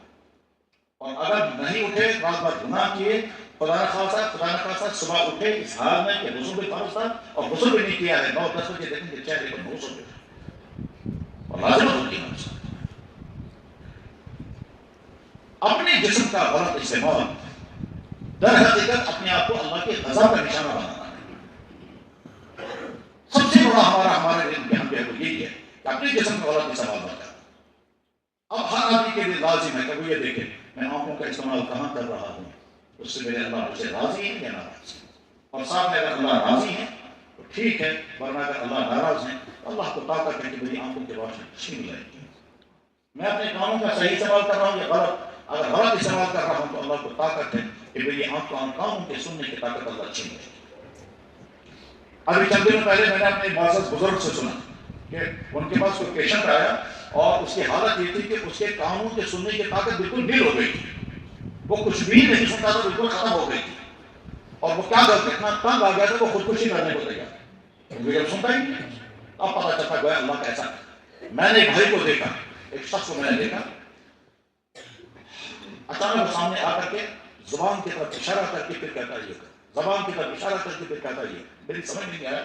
دوسرے آدمی نے آ کر کے کہا کہ اس شخص کا ایکسیڈنٹ ہوا، بائک سے اس کا سر زمین پر لگا، سر پھٹا، پھر بڑے ہسپتال میں علاج ہوا، سر ٹھیک ہو گیا، زبان بیٹھ گئی اور وہ بول نہیں پاتا۔ یہ آدمی کہتا ہے میری زبان کھلتی نہیں، بات نہیں کر پا رہا ہوں، دعا کرو زبان کھل جائے۔ یہ ہمارے سامنے نشانی ہے کہ اللہ جب چاہیں بولنے کی طاقت چھین سکتے ہیں، دیکھنے کی طاقت چھین سکتے ہیں، سننے کی طاقت چھین سکتے ہیں، اگر جسم کا غلط استعمال کیا۔ یہ کبھی بیماری ہوگی، کبھی امتحان ہوگا، کبھی سزا ہوگی۔ اگر امتحان ہے تو الگ مسئلہ ہے، سزا ہے تو ہمارے گناہوں کی وجہ سے۔ اکثر تو سزا ہی ہوتی ہے، اکثر سزا ہوتی ہے، کبھی امتحان بھی ہوتا ہے، اور کبھی عمر کا تقاضا ہوتا ہے، نیچر تقاضا، بڑا پیٹ میں ہو سکتا ہے، فطری تقاضے ہوں گے۔ ایک بہت نیک انسان ہے، اس نیک انسان کو کوئی کمزوری آ گئی، یہ فطری تقاضا ہے۔ میں نے کتاب میں پڑھا ہے ایک بزرگ کے پاس ایک عورت آئی، اس عورت کو کوئی بات پوچھنی تھی، وہ جب سامنے بیٹھنے لگی تو اس کے جسم سے ہوا خارج ہو گئی۔ لیکن اس سے پہلے ایک اور بات سنیں، ایک بزرگ کے پاس ایک مرد آیا اور اتفاق سے اس کی آواز کے ساتھ ہوا خارج ہو گئی، وہ شرمندہ ہو گیا، وہ بزرگ بولنے لگے۔ اب وہ حیران ہے کہ غلطی ہوئی میں شاید نہیں کہا کہ یہ بزرگ کیوں رو رہے ہیں؟ انہوں نے کہا حضرت مجھے معافی دے دیں، کیا غلطی ہو گئی؟ فرمایا نہیں بھائی تم سے کوئی غلطی نہیں ہوئی۔ حضرت آپ کیوں رو رہے ہیں؟ میں فرمایا کچھ نہیں۔ وہ بیچارہ اصرار میں ہے کہ یہ رونے کی کیا وجہ ہے، کافی دیر تک اصرار کرتا رہا۔ وہ اس کے بعد اس عورت نے کہا، فرمایا بھائی میں عجیب بات میرے ذہن میں آئی، وہ یہ کہ یہ جو جسم کے اندر گیس پیدا ہو جاتی ہے، اگر یہ باہر نہ نکلے تو انسان کیا بنے گا؟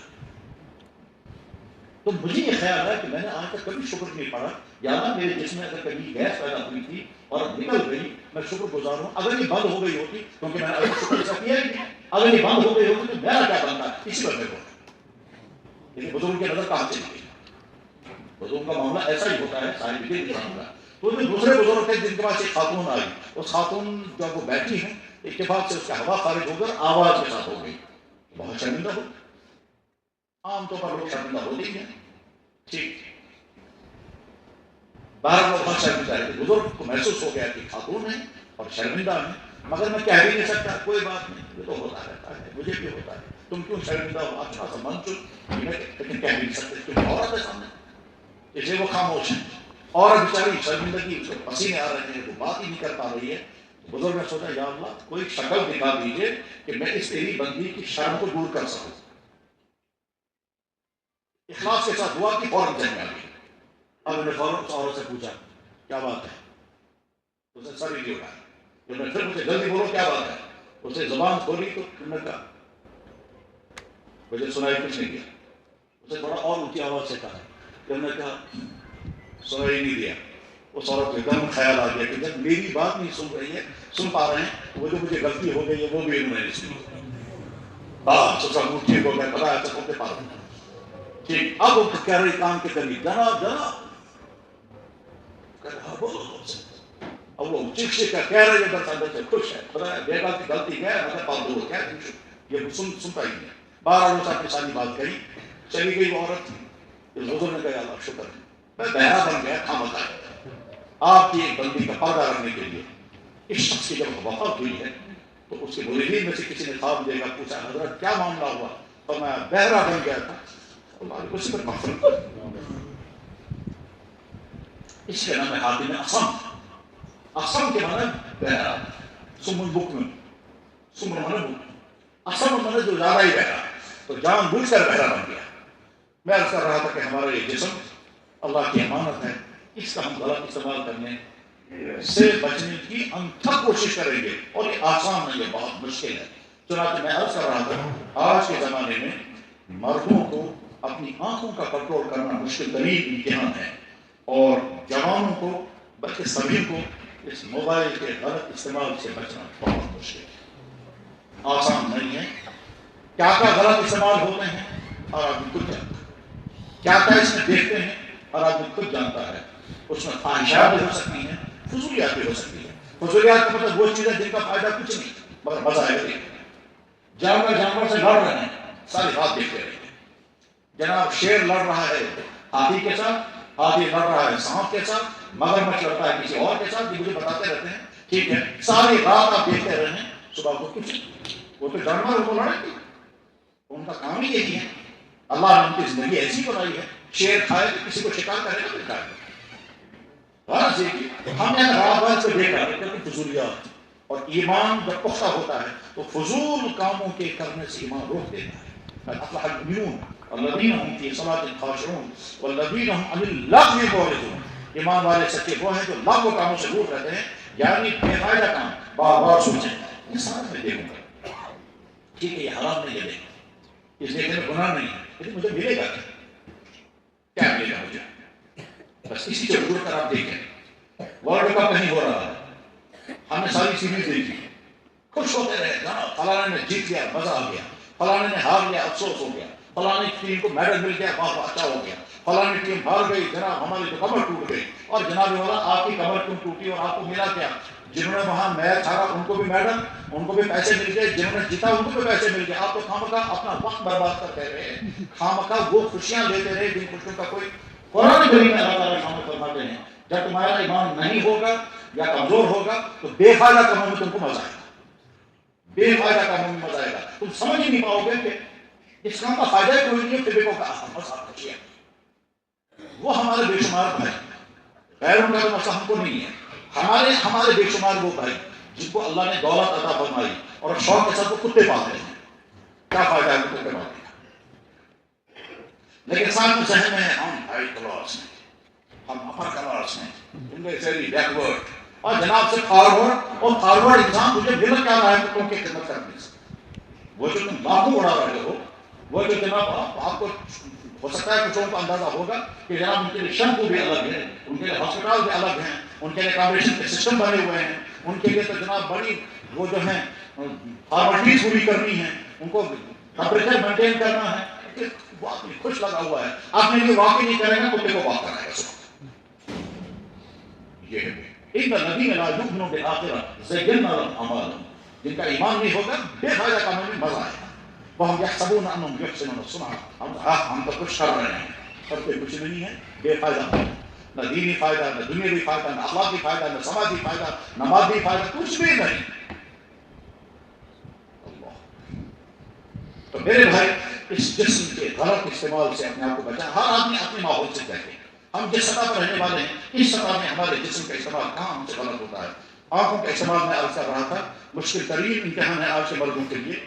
اس کے لیے چند اصول جو ہمارے بزرگوں نے بیان فرمائے وہ یہ ہیں کہ جب تمہیں کسی نامحرم کی طرف نظر پڑے اور اس پر تمہیں انعام ملے گا. دل تقاضا کرتا ہے کیوں دیکھیں. ہمارے بزرگوں کے ہاں جب کوئی آدمی بیعت کرتا تھا تو بیعت کرنے کے بعد کچھ ایسے بات کہتا تھا حضرت بد نگاہی ہو رہی ہے، حضرت اس بد نگاہی کو کیسے کنٹرول کروں گا، حضرت غصہ آتا ہے غصے کو کیسے کنٹرول کروں گا، حضرت نامحرموں کی طرف دیکھنے کو جی چاہتا ہے میں کنٹرول نہیں کر پا رہا ہوں. حضرت دماغ قابو میں نہیں رہتا ہے، نماز پڑھتا ہوں ادھر ادھر کے خیالات کا ہجوم ہوتا ہے. یہ علاج کراتے تھے اپنے بزرگوں سے جن کے پاس وہ بیعت کرتے تھے، اور ایک مقصد نہیں ہوتا تھا بیعت کرنے کا کہ ہم اپنے بزرگوں سے علاج کرائیں گے. آنکھوں کا کنٹرول بدنگاہی ہوتی ہے. تو جواب ہے کہ جس وقت تمہیں کسی عورت کی طرف نگاہ اٹھے اس وقت اپنے آپ سے کہو تم اس کو دیکھ رہے ہو، اللہ تمہیں دیکھ رہا ہے. اللہ تمہیں دیکھ رہا ہے ناراضگی کے ساتھ اور تم اس کو دیکھ رہے ہو مزہ اٹھا کر. یہ اب اللہ کی ناراضگی اگر تمہارے مزے پر سزا بن گئی تو تمہاری آنکھوں کی لائٹ اچھی نہیں سکتی. اگر اس سے کنٹرول ہو گیا تو ٹھیک، اگر نہیں تو دوسری بات اپنے آپ کو سمجھاؤ، وہ یہ کہ ٹھیک ہے تم دیکھنا چاہتے ہو ضرور دیکھو لیکن اس کے لیے تیار رہو. اگر قیامت کے دن سلائی گرم کر کے تمہاری آنکھ میں لگائی گئی برداشت کر سکو گے؟ اب کیا سے پوچھیں کر سکو گے برداشت؟ ٹھیک. اب نفس کیا کریں؟ اب نفس اندر سے دھوکہ دے گا. نفس کیا کریں گے؟ کہاں لگائیں گے مجھے آنکھ میں سلائی؟ نہیں کہیں نہیں لگائیں گے. کہاں بالکل لگا سکتے ہیں، اللہ کو دعوت ہے ایسا کرنے کی. اگر لگائی تو برداشت کر سکیں گے. چنانچہ میں واقعہ پڑھا بھی ہے، بہت دفعہ بیان کیا کہ ایک دفعہ مسجد کے امام صاحب کے پاس ایک عورت آ گئی، جوان خاتون تھی. وہ امام صاحب بھی جوان تھے، غیر شادی شدہ تھے. باہر کچھ حالات خراب ہو گئے، وہ عورت نہیں نکل سکی، اپنے گھر نہیں جا سکی. یہاں تک شام ہو گئی. اس عورت نے کہا میں رات یہی رہوں گا. اس امام صاحب نے کہا یہاں کیسے رہیں گے آپ؟ میں اکیلا ہوں، کمرہ ہے صرف مسجد کا کمرہ، اور میں غیر شادی شدہ ہوں، اور آپ غیر شادی شدہ خاتون یہاں میرے کمرے میں کیسے بیٹھو گی؟ اس نے کہا میں باہر کیسے جاتا ہوں؟ کو معلوم ہے باہر فساد ہو گیا. انہوں نے فساد ہوا تھا کسی جگہ، وہاں یہ واقعہ ہوا. اب رات کو یہ خاتون اسی کمرے میں، امام جب ہمارے ہیں وہ اسی کمرے میں. اس کے بعد سے ایک بستر تھا جو امام کا تھا، اس نے اس کو کہا آپ سوتا. خیر وہ کہاں سوتی رات بھر، اجنبی گھر میں، یہ بھی کہاں سوتا. اس نے کیا کیا؟ شمع جلائی اور کتاب پڑھنے لگا. تھوڑی دیر کے بعد وہ اپنی انگلی شمع کے اوپر رکھتا تھا، پھر فوراً جلنے لگتی تھی تو آپ کون گھنٹے بعد پھر انگلی لگاتا تھا شمع کے اوپر، پھر جلتی تھی پھر کرتا تھا اور پڑھتا رہتا. ساری رات اس طرح سے گزر گئی، مگر انگلی بہت ساری جل بھی گئی. صبح تو اس بچی کا والد ڈھونڈتے پہنچا. امام صاحب نے کہا آپ کی بچی میرے کمرے میں. خوش ہو گیا والد، میری بچی محفوظ ہے.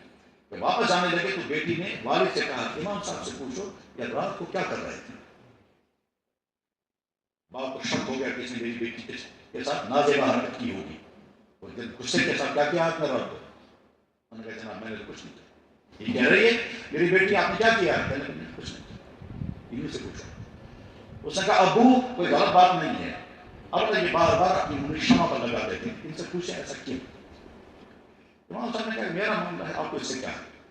انہوں نے کہا نہیں بتائیے. کہنے لگے دیکھو بھائی میں بھی ایک مرد اور جوان، یہ بھی خاتون تھی جوان، میرے دل پہ شیطان آتا تھا، شیطان آ کر سب کھلکاتا تھا کون پوچھے گا یہ تو چیخ بھی نہیں سکی تھی. تو چلو میں پہلے آمادہ کروں گا، اس کو بہلاؤں گا پھسلاؤں گا، نہیں تو زبردستی کروں گا. یہ خیال آتا تھا. پھر ساتھ میں خیال آتا تھا آخر تو تم جہنم میں چلو گے، پہلے ٹیسٹ دے دو آگ برداشت کر سکتے ہو یا نہیں. اگر تم نے یہ آگ برداشت کر دی تو پھر وہ آگ بھی برداشت کرو گے. اس ٹیسٹ کے لیے انگلی لگاتا تھا شمع کے اوپر، تو انگلی کہتی تھی بہت مشکل ہے. تو میں اپنے آپ سے کہتا تھا شمع کی گرمی تم جھیل نہیں پاؤ، وہ والی گرمی کیسے جھیل پاؤ گے جو اس سے نہ جانے کتنی گنا تیز زیادہ گرم ہوگی. بس اسی سے میں اپنے آپ کو رات بھر بچا. سبحان اللہ. چلا گیا آدمی گھر جا کر بیوی سے کہا مبارک ہو ہماری بیٹی سیف ہے، کوئی مشکل نہیں ہے. البتہ ہم کو اتنے دن ہو گئے ڈھونڈتے اس بچی کے لیے رشتہ، ایک ہی بیٹی ہے، اتنی ساری فیکٹریاں ہیں، ہم سوچتے تھے کوئی آدمی مل جائے.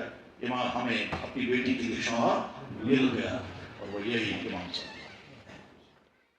چنانچہ آئے محلے کے لوگوں کو لے کر امام صاحب جلدی تیار ہو جاؤ. نکاح ہوا، شادی ہو گئی. امام مسجد میں فیکٹریوں کا مالک بن گیا. آج ڈالنے پر اللہ تعالیٰ شاموں نے امتحان دیا مگر آپ اس رات بھر کے امتحان پر اللہ نے نام دے دیا. کیا؟ نکاح بھی ہوا، دولت بھی مل گئی، سسرال بھی مل گیا، تو انہوں نے اپنا بیٹا بھی بنا دیا. سب کچھ تو ان کا ہی میرے بھائی یہ جو جسم ہے یہ جسم اللہ کی امانت ہے اور اس کا استعمال صحیح سیکھنا ہے. جب خدا نخواستہ کسی نامحرم پر نظر پڑ جائے تو ایک اپنے آپ کو سمجھائیں کہ تم برداشت نہیں کر سکو گے. قیامت کے دن اگر آنکھوں میں یہ سلائی لگائی گئی اور اگر اس سے بھی کنٹرول میں نہیں ہوا تو پھر ایک اور علاج بتایا گیا اور وہ یہ اپنے آپ سے کہیں کہ تمہیں دیکھنے کا شوق ہے، حالانکہ یہ گناہ، اس بات کو تم کنٹرول نہیں کر پاتے. بہت اچھا، میں آپ کو کھڑا کرتا ہوں وہاں جہاں سب سے زیادہ مشورات گزر رہی ہوں گی، وہاں کھڑے ہو کر دیکھتے ہو سب کو، ہر ایک کے کپڑے بھی دیکھنا، ہر ایک کے شکلیں بھی دیکھنا، اور دیکھ کر کے سارا جتنی چاہے اتنی دیکھنا، اس کا کچھ شوق کے جیسا مجھے بتانا فائدہ کیا ہے۔ اندر سے جواب میں کہا فائدہ کچھ نہیں۔ جب فائدہ کچھ نہیں، کل کے تجربے میں پتا چلا فائدہ کچھ نہیں، آج کے بعد میں کبھی نہیں دیکھنے دوں گا، کیونکہ جس دیکھنے کا فائدہ کچھ نہیں ہے اس دیکھنے کے اقرار نے خود ہی کر لیا۔ تو جس دیکھنے کا کوئی فائدہ نہیں، جس دیکھنے پر اللہ ناراض ہوں گے، جس دیکھنے پر سزا لگے گی، اور جس دیکھنے کے نتیجے میں آگے گناہ میں مبتلا ہو سکتے ہو، یہ سب محنتیں کرنے کے ساتھ آخر میں یا اللہ میں کوشش تو کر رہا ہوں، کنٹرول نہیں کر پاتا، یا میں ایسی جگہ پر ہوں جہاں مجھے بہرحال دیکھنا ہی دیکھنا پڑتا ہے، یا اللہ میرا دل صاف رہنا چاہیے، یہ امتحان ہے میرے لیے، میں اس جگہ بیٹھا ہوں جہاں کہ سامنا مجھے کرنا ہی کرنا پڑتا ہے، چاہے دکان پر، چاہے آفس میں، چاہے ڈاکٹر کی کرسی پر، چاہے ٹیسٹ کرنے والا، چاہے فتویٰ لکھنے والا، چاہے کون کرنا، چاہے استاد پڑھانے والا، انٹر، اور چاہے کلاس سر۔ ہمارے وہ تمام بچے کہ جو ان اداروں میں پڑھتے ہیں جن اداروں میں کو ایجوکیشن، اور نادان ہیں آج کے لوگ، دوسرے قوموں کا تو ہمیں نہیں کہنا ہے، ہمیں اپنوں کا کہنا ہے، سمجھتے ہیں کو کا مطلب ترقی، ارے نادانوں، کو کا مطلب ترقی، اور نہ ہونے کا مطلب ترقی۔ جب آپ اپنے بیٹوں اور بیٹوں کو الگ رکھیں گے اور ان کی ساری توجہ پڑھنے پر رہے گی تو یہ قابل بنیں گے۔ آپ نے ایک ہی ڈیسک پر دونوں کو بٹھایا، ان کی توجہ اتنا اس کلاس پر نہیں ہے لیکن توجہ آپس میں ان کی ہے، اور ہم سمجھ رہے ہیں ہم کو ایجوکیشن چلائیں گے تو ترقی پائیں گے، نادانوں کی دنیا ہے۔ اور دنیا کی جو ترقی یافتہ یونیورسٹیاں ہیں وہاں کہیں کوئی ایجوکیشن نہیں ہے، سب سے جتنی ٹاپ کی یونیورسٹیاں دنیا میں وہاں کہیں کوئی نہیں ہوتا۔ وہ کہتے ہیں کہ جوانی میں جب یہ لڑکے اور لڑکے ایک ساتھ بیٹھیں گے یہ تو آپس میں بیٹھیں گے، اور وہ کہاں کی توجہ پورے پڑھنے پر رہے گی، وہ تو اشباطیں کریں گے، وہ تو میسیجیں کریں گے، وہ ایک دوسرے کو گفٹ کا تبصرہ کریں گے، وہ تو انتظار کریں گے کب کلاس ختم ہو جائے گا، ہم نکل کر کے کنٹین میں جائیں گے، اور یہاں کب کلاس ختم ہو کے ہم نکل کر کے وہاں جائیں گے درخت کے نیچے بیٹھیں گے جو یہاں کے اداروں کا برا حال ہے، اور سمجھتے ہیں ہمارے بچے سکالر بنیں گے تو ٹھیک ہے، بنے کچھ نہیں بنے، اور بنتے کیا ہے وہ بھی سب کے ساتھ۔ تو میرے بھائی بڑا امتحان ہے آج کے مردوں کے لیے، خصوصاً نوجوانوں کے لیے، اپنے جسم کے غلط استعمال سے اپنے آپ کو بچانا ہے۔ اور یہ صرف انہیں کے لیے نہیں ہے جو بیچارے وہاں کالجوں یونیورسٹیوں میں ہیں، یہ انہیں کے لیے نہیں ہے جو شاپنگ مالز میں ہیں، یہ وہ ہیں جو گھروں میں وہاں بھی ہیں، جو اپنے محلے کی گلی میں جا رہے ہیں وہاں بھی یہ امتحان ہے، اور ہر جگہ یہ امتحان ہے۔ اور ادھر سے اللہ کا قانون ہے، قانون بالکل ٹوک ہے۔ اگر کسی انسان کو ذہن میں آتا ہے جہاں آپ اسلام میں چھپا گیا طاقت، تمہارا دماغ صحیح نہیں ہے۔ اسلام اصول ہے، اسلام رول ہے۔ اللہ نے یہ جسم عطا کیا، اس نے جسم کے ایک ایک چیز کے لیے قانون بنا دیا کہ یہ میں تم کو استعمال کے لیے دے رہا ہوں، اس کا استعمال ایسے کرو گے۔ اللہ نے انسان کو جنسی قوت دی، سیکسول پاور دیا، اور اس لیے اللہ نے کہا تم نکاح کرو، جلدی کرو نکاح، 3 2 کرو 3 کرو 4 کرو مگر زنا کاری مت کرو۔ تو اللہ نے ضرورت بھی رکھی، ضرورت کا حل بھی رکھا، اور اس ضرورت کے غلط طریقے سے پورا کرنے کی کو بھی بتایا، اس کی سزا بھی بتایا۔ فرمایا جناب رسول اکرم صلی اللہ علیہ وسلم، جہنم کے لوگ جہنم کی آگ سے اتنے تنگ نہیں آئیں گے جتنے تنگ آئیں گے ان انسانوں سے جن مردوں اور عورتوں نے زناکاریاں کی ہوں گی، ان کے پیشاب گاہوں سے ایسی بدبو آئے گی کہ جہنم کے لوگ کہیں گے یا اللہ آگ سے اتنے ہم تنگ نہیں جتنی بدبو سنا۔ میں ایک دفعہ سوچ رہا تھا، میں اگر یہ سمجھانا چاہوں گا تو کیسے سمجھاؤں گا، کیسے بھی ذہن میں اتار سکوں گا، اپنے آپ کو میں سمجھانا چاہوں کیسے ہو سکتا ہے؟ تو مجھے اللہ تعالیٰ ذہن میں ڈالتے ہیں انسان، اور اللہ کا احسان ہوتا ہے، وہ انسان کا کمال نہیں ہے، اللہ ہوتی ہے تو اللہ تعالیٰ ذہن میں ڈال دیتے ہیں، اور واقعی ذہن میں ڈالتے ہیں۔ بعض دفعہ بہت معمولی چیز ہوتی ہے۔ ایک دفعہ رات کے 11 بجے مجھے یہاں سے فون آیا شہر سے، اور ایک لڑکا مجھے کہتا ہے کہ ہم جماعت میں نکلے ہیں اور ہمارے ساتھ کالج کے اسٹوڈنٹ ہیں۔ ایک لڑکا ہم سے سوال کرتا ہے، ہم سے جواب نہیں دے پا رہے ہیں۔ میں نے کہا کیا سوال کرتا ہے؟ پہلے آپ اسی سے سنیے۔ اب وہ بچے نے سن لیا۔ میں کہا بولو کیا کہتے ہو؟ کہنے لگے جی میں ان سے پوچھتا ہوں زمین کس نے بنائی؟ کہتے ہیں اللہ نے۔ انسان کس نے بنایا؟ کہتے ہیں اللہ نے۔ جانور کس نے بنائے؟ کہتے ہیں اللہ نے۔ پہاڑ کس نے؟ 4-5 چیزیں کہتے ہیں اللہ نے۔ میں ان سے پوچھتا ہوں اللہ کس نے بنایا؟ یہ کہتے ہیں اللہ خود بخود ہے۔ تو خود بخود کیسے ہو؟ میں سوچا تھا میں اس کا جواب کیا دوں گا اس کو، لیکن جب وہ بول رہا تھا تو بس میں نے کہا مت فرما دیجیے اس بچے کو، بس مجھے آگے مثال چاہیے۔ اس سے میں نے کبھی بھی لیا تھا، بہت چھوٹی سی مثال۔ میں نے کہا آپ نے لڈو کھائے ہوں گے؟ جی ہاں۔ برفی بھی کھائی ہوگی؟ کہنے لگے جی ہاں۔ حلوہ بھی کھایا ہوگا؟ کہنے لگے جی۔ پھر کھائی؟ کہنے لگے جی۔ چائے والی بھی ہوگی کبھی؟ کہنے لگے جی۔ میں نے کہا دیکھو لڈو میٹھا ہے چینی کی وجہ سے، برفی میٹھی ہے چینی کی وجہ سے، حلوہ میٹھا ہے چینی کی وجہ سے، چائے بھی میٹھی ہے چینی کی وجہ سے، پھر بھی میٹھی ہے چینی کی وجہ سے، صحیح ہے نا؟ جی صحیح ہے۔ میں نے کہا چینی کس وجہ سے میٹھی ہے؟ کہنے لگا خود بخود۔ میں نے کہا ایسے اللہ خود بخود پہلے دن میں حال کسر میں، حالانکہ یہ کوئی پروف ہو نہیں، یہ تو مثال ہے۔ میں نے کہا پڑھو کلمہ، کہنے لگا جی میں معافی مانگتا ہوں، اللہ چینی خود بخود میٹھی ہے، اللہ بھی خود بخود۔ غرض یہ کہ کبھی مثال ذہن میں آ جاتی ہے تو باہر اپنے عرض کر رہا تھا، کیا میں مثال بتانا چاہ رہا تھا؟ تو کیا جواب موجود؟ تو میں سوچنے لگا کہ مثال ذہن میں آئی۔ سڑک کے کنارے پر ایک آدمی ڈیوٹی دے رہا ہے، ٹھیک، دھوپ ہے، ٹریفک ہے، پیاس ہے، تھکاوٹ ہے، وہ کہہ رہے سب برداشت کرنا، دھوپ، تھکاوٹ ہے، پیاس ہے، گرد و غبار ہے، لوگ گزرتے ہیں، یہ سب، لیکن وہاں نالی میں کتا مرا ہوا ہے، اس لیے پر بڑی مشکل ہے۔ کہتے دھوپ گرد پریشانی ہے مگر اتنی نہیں، تھکاوٹ پریشانی مگر اتنی نہیں، کسی نارمن ہمود ہون چو آپ جس گوشت چکی بس علائق مگر کیا کر دی، یہ بدبو برداشت نہیں کر پائے گا، بس ٹھیک یہی حال ہوگا باہر۔ زنا کاروں کی شرم گاہوں سے ایسی بدبو نکلے گی کہ جہنم والے کہیں گے یا اللہ ہمیں جہنم کے آگ سے اتنی پریشانی جتنی ان کی پریشانی تھی، جب ان کی نکلنے والی بدبو سے ایسا ہوگا پھر ان کا پیغام بس اپنے آپ کو یہ ساری باتیں سمجھانی ہے اور پھر کہنا یا اللہ میں آج تک اگر اس گناہ سے محفوظ ہوں تو شکر ہے، اور اگر یہ گناہ ہوا ہے تو یا اللہ میں معافی چاہتا ہوں اور آئندہ کنٹرول کروں گا۔ اور آج کے زمانے میں کنٹرول کرنا آسانی بہت مشکل ہے اور حالات جو سامنے آتے رہتے ہیں اور گھریلوں کے اندر کے واقعے جو سامنے آتے ہیں وہ بڑے افسوسناک ہیں۔ یہ جسم اخیر میں نے عرض کیا کہ یہ جسم بہت خطرناک بھی ہے، اور خطرناک ہونے کے معنی یہ ہے کہ انسان کا جسم سب کچھ ریکارڈ کرتا ہے، جو کچھ بھی انسان کرتا ہے ریکارڈنگ چلتی ہے۔ پہلے زمانے میں یہ بات سمجھانا مشکل تھا کہ ریکارڈنگ کیسے کر سکتا ہے جسم، آج بہت آسان ہے، اس لیے کہ انسانوں کے ہاتھوں میں جو سیل فون ہے، انسانوں کے ہاتھوں میں جو یہ موبائل ہے، یہ ایٹ اے ٹائم کئی کام کرتا ہے، کم سے کم دو کرتا ہی ہے، ریکارڈنگ بھی ہو رہی ہے اور ٹرانسفر بھی ہو رہا ہے، میری بات ان تک پہنچتی ہے، ان کی بات دوسرا پہنچتی ہے، میرا سوال ان کو جا رہا ہے، ان کا جواب مجھے مل رہا ہے، میرا میسج ان کو جا رہا ہے، ان کا مجھے مل رہا ہے، اور ساتھ میں ریکارڈنگ بھی ہو رہی ہے۔ اور ریکارڈنگ ایک جگہ بھی نہیں، یہاں بھی ریکارڈنگ ہو رہی ہے، وہاں بھی ہو رہی ہے، وہاں بھی ہو رہی ہے، سیٹلائٹ ہو رہی ہے۔ سیٹلائٹ کی ریکارڈنگ الگ ہے اور عالمی اداروں کی ریکارڈنگ الگ ہے اور مقامی اداروں کی ریکارڈنگ الگ ہے، ٹاور والوں کا کنٹرول جہاں سے چلتا ہے وہاں کی ریکارڈنگ الگ ہے، اور وہ صرف درخواست دینی ہے تو کال ڈیٹیل سبمٹ کرنا، اور یہاں ریکارڈنگ الگ ہو رہی ہے۔ اس کے بعد یہ کیا کرنا، ٹچ کرنا ہے اور ایبسولوٹ کرنا۔ جب انسان کا بنا ہوا یہ چھوٹا سا ڈبہ ان تمام چیزوں کو ریکارڈ کر رہا ہے، چاہے آپ ویڈیو بنا رہے ہوں تو سارا ریکارڈ ہو رہا ہے، جب انسان کی بنائی ہوئی چیز سب کچھ ریکارڈ کر رہی ہے، چاہے آپ آڈیو کریں چاہے ویڈیو کریں، انسان سے بنایا ہوا جسم یہ سب کچھ ریکارڈ کر رہا ہے۔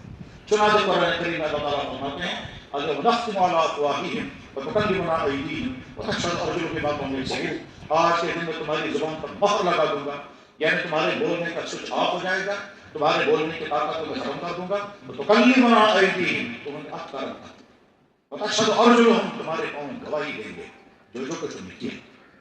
ایک جگہ اللہ فرماتے ہیں یوم تشہد علیہم السنتہم وایدیہم، وہ دن یاد رکھنا جس دن تمہاری یہ ہاتھ گواہی دیں گے تم نے کن کے ساتھ ہینڈ شیک کیا، تم نے اپنے قلم سے کیا کیا لکھا، تم نے کہاں غلط سائن کیے، تم نے کہاں غلط گلیں بنائیں، تم نے کہاں غلط ریٹ لکھے، تم نے کہاں ایکسپائری ڈیٹ کو بدلا، تم نے کہاں نامحرم کو ٹچ کیا، تم نے کہاں اس ہاتھ سے کیا کیا کیا۔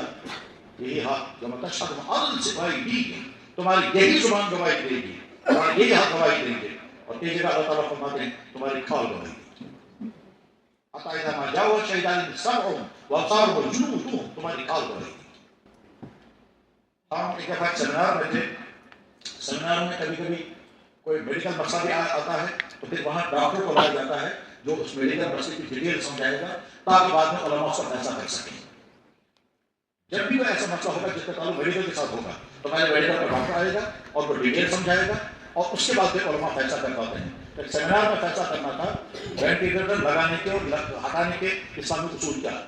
وینٹیلیٹر لگائے رکھیں گے ایسا ہو سکتا ہے کہ گھر کی ساری پراپرٹی بک جائے، کیونکہ وینٹیلیٹر کا خرچہ کوئی عام آسان خرچہ نہیں ہے. پرائیویٹ اگر وینٹیلیٹر لگایا جائے گا لاکھ کے سے زیادہ خرچہ لازمن ہوگا. اب ایک آدمی جو ہے وہ کوما میں چلا گیا اور اس کے بعد وینٹیلیٹر لگایا گیا، اگر وہ 1 مہینے تک رہے گا تو 30 لاکھ روپے کب سے چلا جائے گا. تو وینٹیلیٹر لگانے اور ہٹانے کے اصول کیا ہیں؟ گھر والے کہتے ہیں جناب ہم لگائے رکھیں گے تو سب کچھ بک جائے گا اور پتہ نہیں بعد میں ریکور ہوگا یا نہیں، اور ہٹائیں گے تو یہ مر جائے گا اور مرنے کا ذمہ ہمارے ساتھ قطع تو نہیں چڑھے گا. ادھر سے جی بھی نہیں چاہتا تو کیا کریں گے؟ اب ظاہر علماء تو جانتے ہیں کہ وینٹیلیٹر ہوتا کیا ہے اور اس کا فنکشن کیا ہے اور کیسے کام کرتا ہے. یہ ایسا کرنے سے پہلے وہاں ڈاکٹر کو بلایا گیا تھا. اس ڈاکٹر نے 1.5 گھنٹے تک سمجھایا ہم سب کو کہ وینٹیلیٹر کا فنکشن کیا ہے، یہ کام کیسے کرتا ہے، کس جگہ یہ کام کرتا ہے. مجھے یاد ہے انہیں دنوں میں نے کہیں یہاں ہو سکتا ہے کہ وہ ہوں گے وہ وینٹیلیٹر والا ڈاکٹر. میں نے ان سے کہا تھا مجھے پہلے سمجھاؤ کیونکہ وہاں اس کو بات کرنی ہے. اسے 1 گھنٹے تک مجھے سمجھایا. جہاں ہوتے ہیں وہ ڈاکٹر صاحب سے بحث بھی ہے ان کی، تو انہوں نے مجھے 1 گھنٹے تک سمجھایا کہ وینٹیلیٹر کا لگانے کے. مجھے یاد آیا کہ وہ جو ڈاکٹر تھے جو یہ سمجھانے کے لیے آ گیا وہ بہت قیمتی گفتگو کرتے تھے اور بہت مضبوط ایمان تھا اس کا، حالانکہ امریکن ڈاکٹر اور مسلمان تھا. ٹھیک اس کا ہم حیران ہوتے تھے اس کی ایمان کی مضبوطی پر. عمل اس کی کیسے تھے واللہ اعلم، لیکن ایمان اتنا پختہ تھا. پتہ وہ قدم قدم پر کہتے تھے اللہ کا فیصلہ، قدم قدم پر کہتے تھے نہیں یہ کہتا ہے. اس میں ہم کو اس وقت بھی کہا تھا کچھ سوالات رکھے تھے، کہنے کا علماء تیار رہے میڈیکل کی طرف سے سوال آنے والا ہے اور میڈیکل کی طرف سے سوال آئے گا آپ کو جواب دینا ہوگا. وہ جواب دینے کے لیے تیار ہو. اس وقت اس نے کہا تھا کالونی آئے گی، اس نے اس وقت کہا تھا کہ IVF کے بعد یہ سوالات آئیں گے. اس کے بعد یہ بھی کہا تھا اس نے کہ وقت آئے گا کہ بچوں کے متعلق چوائس ہوگی، لڑکا چاہیے کہ لڑکی چاہیے. تیار رہنا آپ کو جواب دینا ہے اسلام کی طرف سے. اسلام کیا جواب دے گا اس کا؟ کروموزوم کی تھوڑی بھی سے سکھائی. اسی میں اس نے کہا کہ لگا تمام لوگوں سے اگر پوچھا جائے گا انسان کی باڈی کا سب سے عجیب آرگن کون سا ہے، آپ لوگ کہیں گے ہارٹ یا کہیں گے کڈنی یا کہیں گے لیور یا کہیں گے برین. ہمارا میڈیکل کہتا ہے انسان کی باڈی کا سب سے عجیب آرگن انسان کی کھال. ہم کو تو سمجھ نہیں آیا، کھال کو تو ہم نہیں سمجھتے چاہو اس کو کیا، لیکن اس نے یہی بات کہی تھی. مجھے ایک دم یاد آ گیا قرآن کریم میں اللہ تعالیٰ شان فرماتے ہیں کہ جب جہنم والوں کو جہنم میں ڈالیں گے ان کی کھالیں جب جل جائیں گی ہم نئی کھال بنائیں گے بدلنا ہم جو بن رہی. اور اسی وقت مجھے یاد آیا کہ قرآن کریم میں اللہ تعالیٰ فرماتے ہیں یہ کھال گواہی دے گی. یہ سب کھال ریکارڈنگ کا سب سے بہترین خزانہ ہے. جناب اگر ہم نے کسی سے ہینڈ شیک کیا یہی کھال گواہی دے گی، اگر ہم نے ٹچ کیا یہی کھال گواہی دے گی، کندھے سے کندھا ملا یہی کھال گواہی دے گی. ہاتھ سے الٹرا ساؤنڈ کرنے والا، نبض پکڑنے والا اگر خدا نہ خاصا غلط انٹینشن کے ساتھ نبض پکڑ رہا ہے، ایک تو ہے ڈائگنوزن کے لیے اور ایک غلط انٹینشن کے ساتھ اگر نبض پکڑ رہا ہے، ٹھیک ہے پیشنٹ کو نہیں پتا چلے گا کیا ہو رہا ہے، لیکن یہی کھال قیامت کے دن گواہی دے گی. ٹھیک مولانا صاحب نے طلاق نامہ لکھا، نکاح نامہ لکھا، عورت کا انگوٹھا پکڑ کر کے بوڑھا لگایا ہاتھ پکڑ کر کے، یہی ہاتھ گواہی دے گی کہ تم نے اس کا ہاتھ پکڑ کر انگوٹھا لگایا تھا تو مولانا صاحب تھے، مفتی صاحب تھے، مگر تم نے جو اس کا ہاتھ پکڑا غلط انٹینشن کے ساتھ، یہی ہاتھ گواہی.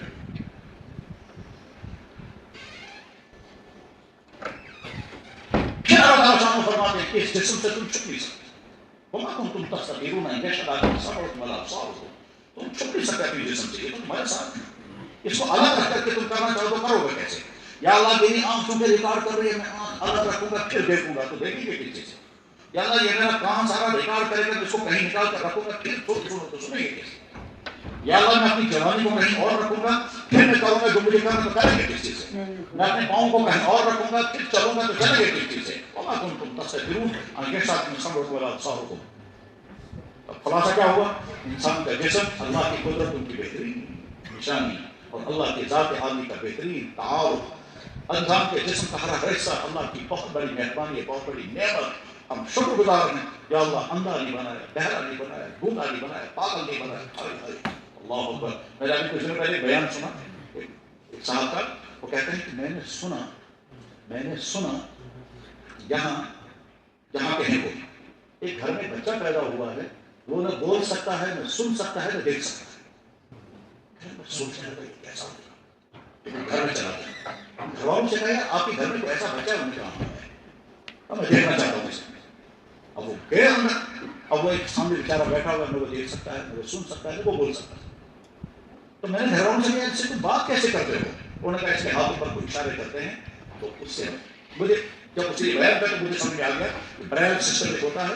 یہ بریل سسٹم جو ہے اسی کی طرف کیا شکل انہیں اپنا ہی ہوگی کچھ. ٹھیک ہے، بریل سسٹم ہو سکتا ہے آپ لوگ میں سے کچھ سمجھ رہا ہے، ہم سمجھ رہے ہوں گے بریل کیا چیز ہوتی ہے. اور بریل کے ذریعے سے نابیناؤں کو پڑھایا جاتا ہے. قرآن کریم بریل میں ہے، نابینا ہاتھ لگاتا ہے ایسا پڑھتا رہتا ہے. بخاری شریف بریل میں ہاتھ لگاتا ہے ایسا پڑھتا رہتا ہے. نابینا انسان. میں نے وہ کتاب مدینہ طیبہ میں مسجد نبی کے اندر وہ بریل والا قرآن موجود ہے. وہاں میں نے ایک اندھے کو پڑھتے ہوئے بھی دیکھا. مطلب اندھا آیا نابینا تھا، آ کر کے وہ ایسے ڈھونڈتے ہوئے یوں نکالا، پھر کھولا، پھر قال الملأ الذين استكبروا من قومه، پھر ایسے پڑھا. جمعے کا دن تھا.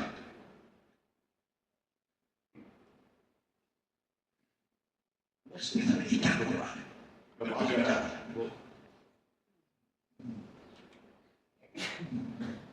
ادھر سے ادھر کرتے کرتے پھر آگے چلے. اب مجھے پتا چلا کہ سورہ کا حق ڈھونڈ رہا تھا. تو سے پڑھا الحمدللہ الذی انزل علی عبدہ الکتاب ولم یجعل لہ عوجا. جمعے کے دن مسجد نبوی اندھا انسان بریل پر الگ سورہ کا پڑھتا ہے. قرآن کریم موجود ہے وہاں مسجد نبوی. آپ جا کر کبھی دیکھیں لمبا قرآن نظر آئے گا، کھول کے دیکھیں وہاں سے نقطے لگے ہوئے ہوں گے اور کچھ نہیں ہوگا. تو خیر یہ آدمی جو اس کے پاس گیا گھر والوں سے پوچھا کہ اسے بات کیسے کرتے ہو؟ انہوں نے کہا ہاتھ میں اشارے کرتے ہیں. کہنے میری طرف سے سوال کرو اس سے.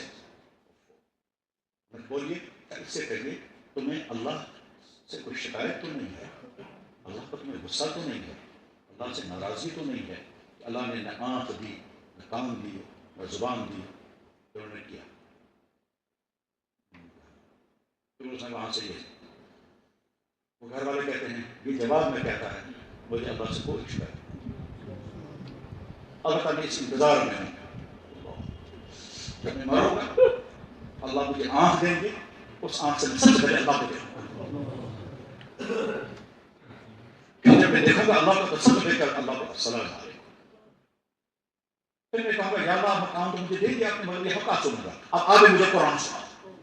بس میں سوچتا ہوں کب میں مروں گا اللہ کو دیکھوں گا، اللہ کو سلام کروں گا، اللہ کی آواز سنوں گا. بس اسی سہارے میں جی رہا ہوں، انتظار میں کب تک کب ہوگا.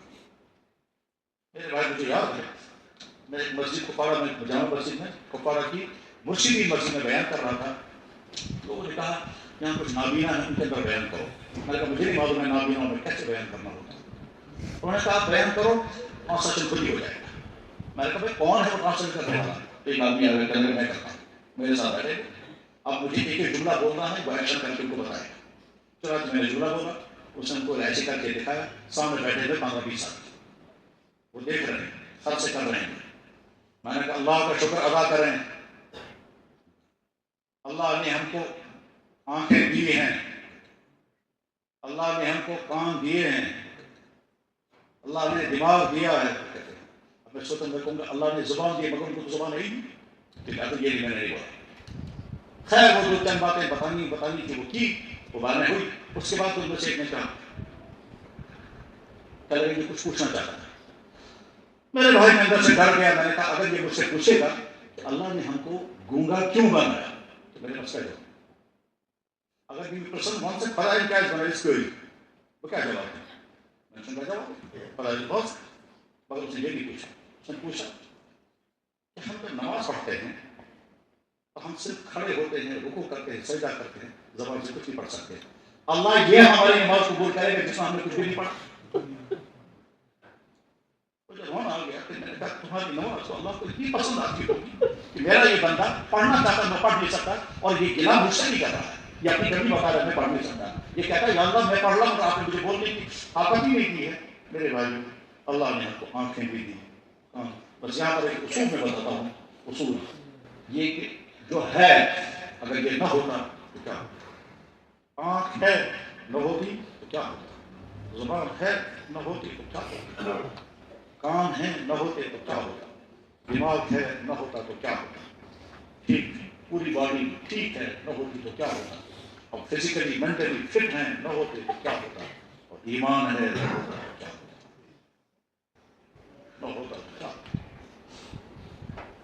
جس اللہ نے ہمارے ساتھ یہ معاملہ فرمایا، وہ اللہ جب کہتے ہیں یہ کروں گا، وہ اللہ بہت ارحم الراحمین ہے، بہت ہی زیادہ ارحم الراحمین ہے۔ فرمایا جناب رسول اکرم صلی اللہ علیہ وسلم نے، ما احد اصبر من اللہ سے زیادہ برداشت کوئی نہیں کرتا، اللہ سے زیادہ صبر کوئی نہیں کرتا۔ چنانچہ اس کی مثال ہم خود ہیں۔